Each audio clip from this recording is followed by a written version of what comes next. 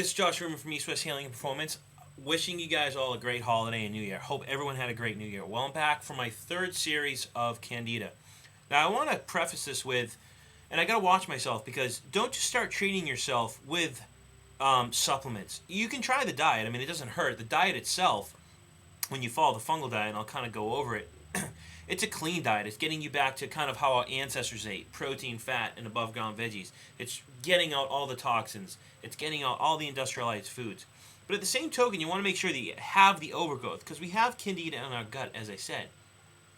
But at the same token, you want to make sure you have it. So you can do blood tests for it. You can do saliva tests for it. You can do stool tests for it. Now, there's some people out there that say A is better than B for testing for candida overgrowth.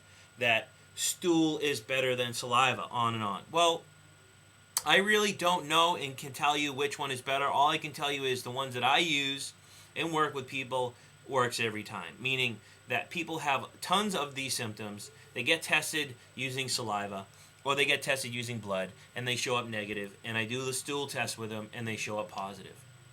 And it matches all their symptoms, and we actually treat them using the food and the supplementation. They get better. So pick your poison. There's many lab tests that you can do, stool, blood, and saliva. Just, work with a practitioner that you feel comfortable with. So today we're going to talk about how to treat it conventionally, and as well as in a basic sense, how to treat it physically with a more holistic approach.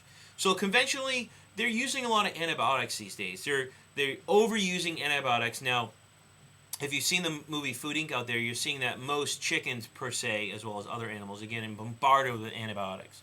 What's happening is the people that are actually treating them are becoming so resistant, and it's creating so many GI problems in these people. So if you're eating the chicken, you're getting antibiotics that way, and then you start taking the antibiotics, you can actually become resistant to these antibiotics. But at the same time, when you're taking them, they not only kill the bad bacteria in the gut, but they kill the good bacteria in your gut, like lactobacillus in the small intestine and bifidobacter in the large intestine. And from doing lab tests, I see that most people are deficient in one and excess in the other, or deficient in both.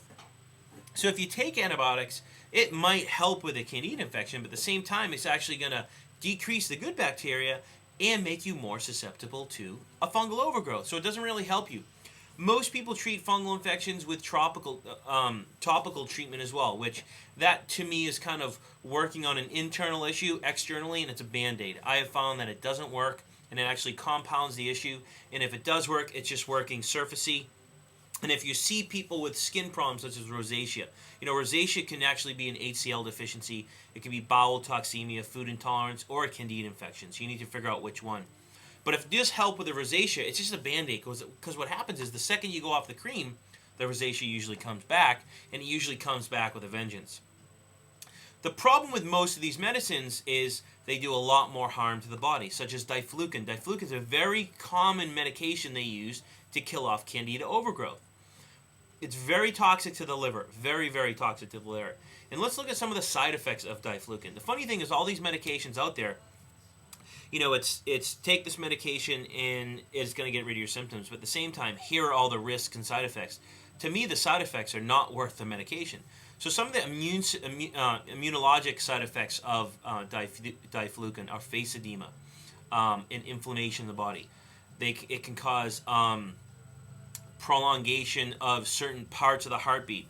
It can cause seizures and dizziness. It can cause other skin diseases or disorders such as Stevens-Johnson syndrome and toxic epidural necrolysis, as well as alopecia. It can actually cause other disorders in the lymphatic system and in the hemolytic system, such as leukopenia, neutropenia, thrombocytopenia. It can cause high cholesterol, high triglycerides, vomiting, dyspepsia, on and on and on. So to me, is it really worth taking diflucan? Well, honestly, with people that I've seen take it, they come to me, they still have the fungal infection, they develop other GI problems from taking this medication, other detoxification problems. They usually start seeing the fungal side effects elsewhere in the body, farther from the stomach. And at the same token, they come in worse than they started. So what I usually do to help treat people that have a fungal overgrowth, and this is seen through lab testing, I don't just base it off symptoms. The first thing I do is I make them follow the Kaufman fungal diet. Now I actually have a handout I give to people, but it's too big to put on this. All you have to do is buy the fungal link by, I think it's David Kaufman. It's called The Fungal Link. You can find it on Amazon. It's a quick, easy book. He's got 2 of them. But in this first one, he's got the fungal diet. This is the diet I've used for everyone. I've had people with yeast infections, chronic yeast infections, fungus in their ear, overgrowth in their ears, thrush, as well as in the gut, toenail fungus, on and on. It's worked every time with the protocol, only if you stay consistent. A lot of people are very conservative with this diet. Liberal. They don't do it long enough. The way I do it is, it's 2 phases. I do phase 1 for 3 months. This is the diet. You can buy his book and follow it. You do phase 1 for 3 months and phase 2 for 3 months. So it's a 6-month diet. It's hard because you're eating like a caveman. You're basically eating protein, good quality fats, and above ground vegetables. Okay, so you're limiting all the grains. You're getting rid of gluten, industrialized carbohydrates, all sugars, alcohol, pastas, you name it. Anything that can convert to sugar in the body, because mycotoxins, which is fungus, feed off sugar, like a brewery. So you're eliminating all the sugars. At the same time, this is a diet that's going to detoxify the body. It's giving your body life and vitality. It's feeding your hormonal system. It's reducing internal inflammation, on and on and on. So you can call it a fungal diet, but I use it a lot of times as well to actually increase the vitality in people, as well as help to detoxify the body. So that's the first thing I do with people. You can get his book, The Fungal Diet, by Kaufman, Kaufman. It's called The Fungal Link, and the diet's in there. 6 months. The second thing I do is I'm not going to give you the exact protocol that I use, only because I found from doing these that when I give exact protocols, I have people emailing me and calling me left and right because they've tried the protocol and it's not working. But that's all they've tried.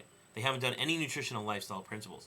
At the same time, it's dangerous from a legality perspective. So here are some herbs that can be used within a holistic treatment, herbal treatment for Candida overgrowth.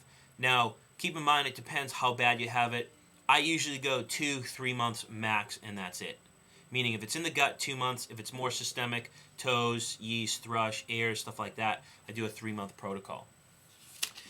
You can use such herbs as berberine, podarco, oregano, specific types of zinc, cinnamon bark, ginger root, grapefruit seed extract. And a lot of Candida formulas have these in them.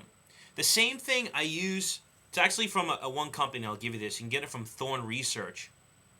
It's castor bean oil. And I can never pronounce this word. It's ricinoline oil. And it's called Formula SF722. And this is basically in capsules. It's the only place you can get it. And it's actually not only antibacterial, but it's antifungal. Other things that I use, I already mentioned this, is oregano oil, as well as I also recommend Podarco tea, P-A-U-D''ARCO.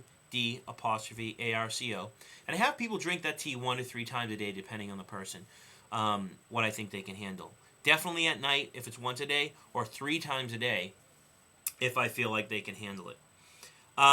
So that's my holistic side of treating a Candida infection. And I've worked with people that have major chronic Candida infections, and I'm telling you hands down, 6-month diet, 2 to 3 month protocol of this works every single time. Now keep in mind with this YouTube clip that, sorry, I'm just going to change screens, that it's important to make sure you have this before you start treating it. If you want to do the diet, great, because it's gonna increase your vitality, hands down. But don't just take supplements, because too much of anything is not a good thing. Same thing with a deficiency. A deficiency and an excess, no good. So don't just start popping supplements.